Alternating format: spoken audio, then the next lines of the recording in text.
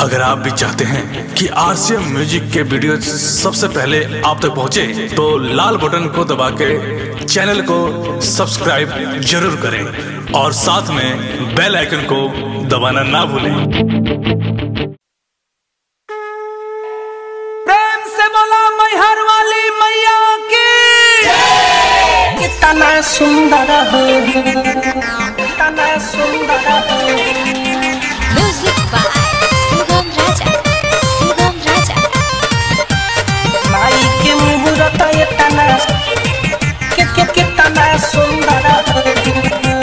मूर्ति से माई से काली चमके जैसे चंदा के लहली।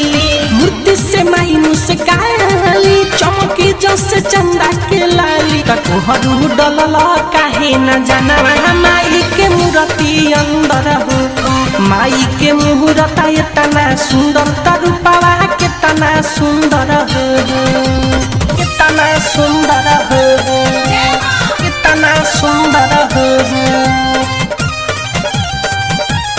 माई के मुहूर्त इतना सुंदर, तरुपवा कितना सुंदर हो। प्रेम से बोलो पटना वाली पटन देवी। कितना सुंदर हो। माटी के सानी दुर्गा माई के तू तो बनवल चक्की। अरे रखल तू कहावा सबसे छुपाई, सबके नजरिया से बच के, सबके नजरिया से बच के। माटी के सानी मोरा दुर्गा माई के तू तो बनवल चक्की। रखल तू कहावा सबसे छुपाई, सबके नजरिया से बच। जो हवाई के अचरा में बावे देखा साथ समंदर हो। तमाई के मुहूर्त इतना सुंदर, तरुपवा कितना सुंदर हो, कितना सुंदर हो। म्यूजिक बाय सुगम राजा, कितना सुंदर हो। Mountain digital recording studio Motihari. हो चुनरी में सुनरी हिला गत बारी, देखो जगत के मतारी।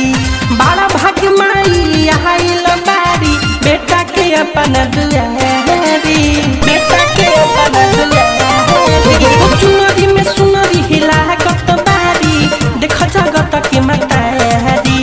बड़ा भाग्य माई आइल बारी, बेटा के अपन दुआरी। मीठू रस कहे ममता मारे हिलो माई के अंदर हो। माई के मूरत इतना सुंदर, तरुपवा कितना सुंदर हो। Mountain digital recording studio Motihari.